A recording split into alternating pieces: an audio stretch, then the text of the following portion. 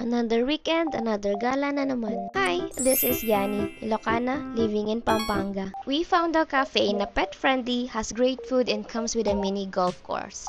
Yes, you heard me right, bestie. May mini golf course sila. This place has a cool mix of industrial style and Hawaiian vibe. It's got a cozy atmosphere that's perfect for just chilling and unwinding. They offer a 15% discount on all cocktail drinks from Thursday to Sunday. O hindi ko ba nasabi? Yes, aside from being a cafe, they also have a bar and alfresco dining. They also have this big wavy mirror that you can take pictures. Wala, ang cute lang. Going back inside, you'll see this cute couch and beside it are board games that you can play with.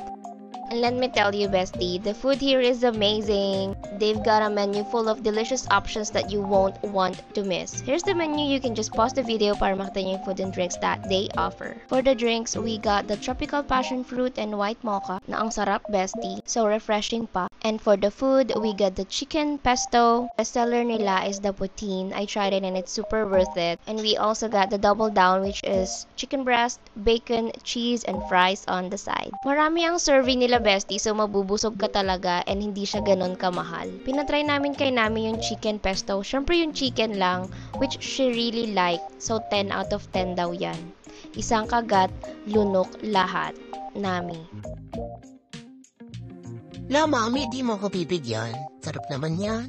Uy, daddy, subuhan mo naman ako. Isa lang. Anyways, Nami, balik mo sa akin yung voice over. Ayan, pinatikim ko rin sa kanya yung double down.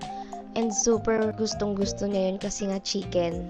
And ang rating niya daw is 1,000 over 10. Great job, nearby coffee house. Again, this cafe is pet-friendly, so feel free to bring your furry friends along.